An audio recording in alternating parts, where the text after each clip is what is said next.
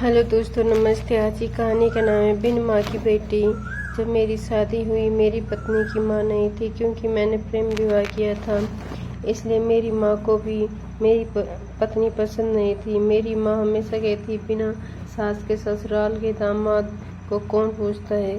तब मैं माँ को समझाने की कोशिश करता कि बिन माँ की बच्ची है, तुम माँ बन जाना। लेकिन मेरी माँ ने दीपा के साथ ये क्या किया। मेरा नाम दीपेश है। मैं दीपा से कॉलेज टाइम से ही बहुत प्यार करता था।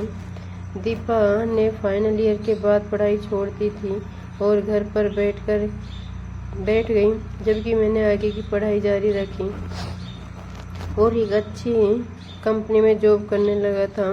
दीपा की 3 बड़ी बहनें थी, तीनों की शादी हो चुकी थी, लेकिन उन्होंने कभी भी दीपा की शादी के बारे में कुछ नहीं सोचा।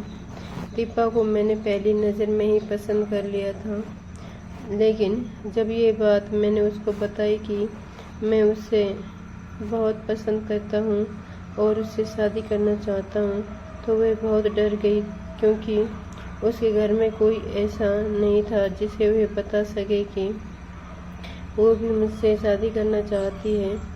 मैंने उससे कहा कि वह हिम्मत बांधकर अपनी बहनों को बताए और मैं भी अपनी माँ को बता दूंगा। मैंने भी पहले अपनी बड़ी बहन से इस बारे में बातचीत की, तो वह बोली कि मेरी खुशी में ही उनकी खुशी है। लेकिन मैंने जैसे ही अपनी माँ को बताया, माँ बोली, वाह बेटा वाह, दिल लगा चुड़ैल से तो परी भी क्या चीज़ है।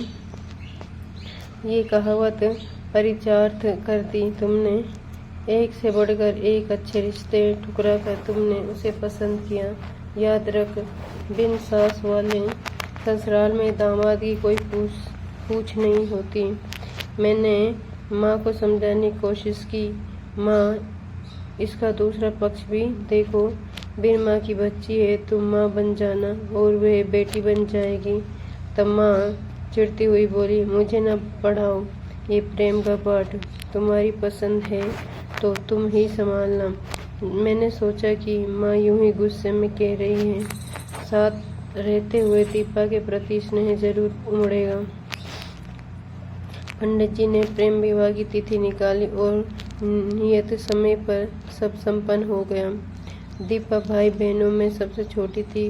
उसके पग फेरे तक बहनें रुकी। उसके बाद न ही किसी ने उसे बुलाया और न ही वह मायके गई। दीपा ने मेरे मुंह से मेरे हंसते खेलते परिवार की इतनी सुनी थी कि अपनी विदाई पर वह बिल्कुल भी दुखी नहीं हुई। उसके विदाई पर एक बूंद आंसू भी नहीं गिरे थे। उसने हमेशा से ऐसे ही खुशहाल परिवार के सपने देखे थे। क्योंकि उसके मायके में माँ नहीं थी, तो उसे माँ की कमी बहुत खल रही थी। अब उसे सास के रूप में माँ मिल रही थी। अब उसका सपना सच होने जा रहा था।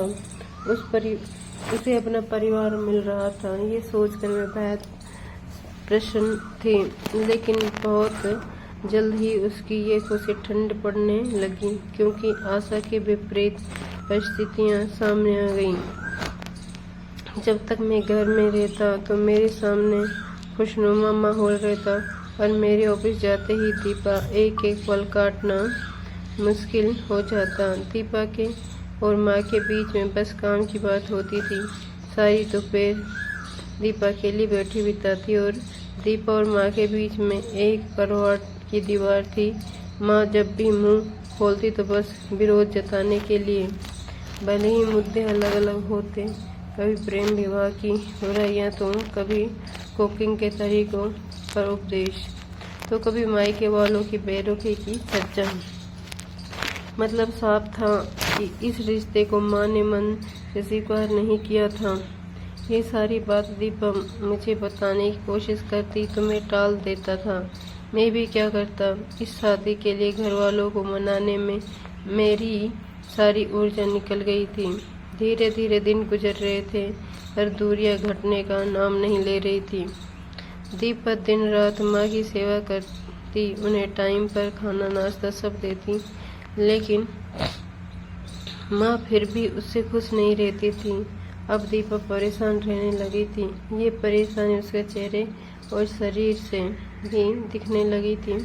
वह दिन पर दिन कमजोर होती जा रही थी। एक दिन दीपा छत पर कपड़े फैलाने गई और जब वे लौट कर आ रही थी तो सीढ़ियों से उसका पैर फिसल गया और वह लुढ़कती हुई नीचे आ गिरी।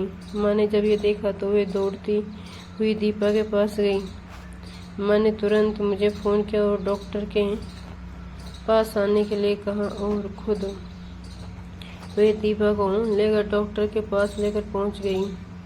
एक्सरे रिपोर्ट से पता चला कि दाहिने पैर में फ्रैक्चर हुआ है। डॉक्टरों ने 3 हफ्ते के लिए प्लास्टर चढ़ा दिया।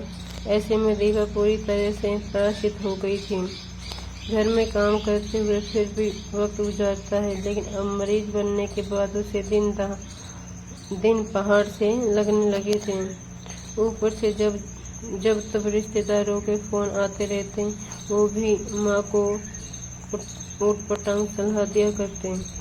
आज भी मेरी नानी जिंदा है और उसकी ओर से हर तीज त्योहार में बुलावा आ जाता है। जब तब फ़ोन करके मेरे मामी मामा माँ को दीपा के बारे में सलाह देते रहते हैं। आज तो नानी ने माँ को ये भी समझा दिया कि दीपा को उसके मायके भेज दो। अब क्या तुम बुढ़ापे में बहू की सेवा करोगी? मेरी माँ के लिए बड़ी दुविधा की घड़ी थी। एक ओर जहाँ बहू के आने से गृहस्थी से छुट्टी मिलनी चाहिए थी, वह जिम्मेदारियाँ बढ़ गई थी। उन्हें फैसला लेना था, अपना मायका या बहू कमाएगा। फिर मैंने सुना माँ नानी से कह रही थी, माँ जब मेरी इतनी उम्र हो गई है और मैं आज तक आपसे मिलने के लिए ललायित रहती हूँ, तो दीपा की तो बचपन से माँ नहीं है। उस बेचारी के दिल पर क्या बीतती होगी।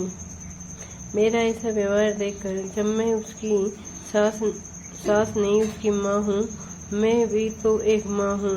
अगर मेरी बेटी के साथ ऐसा होगा तो मुझे कैसा लगेगा, आप भी बताएं माँ। अब से दीपा मेरी बहू नहीं बेटी है, ये उसका मायका है। वह यही आराम करेगी। जिसे मुझसे मिलना हो वह शौक से ही आ जाए।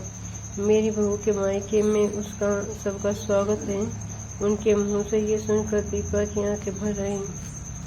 उसी ममता के लिए वह महीनों तड़प रही थी। मेरी बात सच साबित हुई कि देखना, एक दिन माँ भी तुमसे प्यार करने लगेगी। आज मन भी बहुत खुश लग रही थी, क्योंकि आज महीनों से अंत से विराम मिला था और दीपा को अपनी माँ। मैंने भी चैन की सांस ली। आज मेरे विश्वास की जीत हुई। सबके हृदय में प्रेम ने घर बना लिया था। दोस्तों ये कहानी आपको पसंद आई है तो कृपया लाइक कीजिए, शेयर कीजिए और चैनल पर नए कृपया चैनल को सब्सक्राइब कीजिए।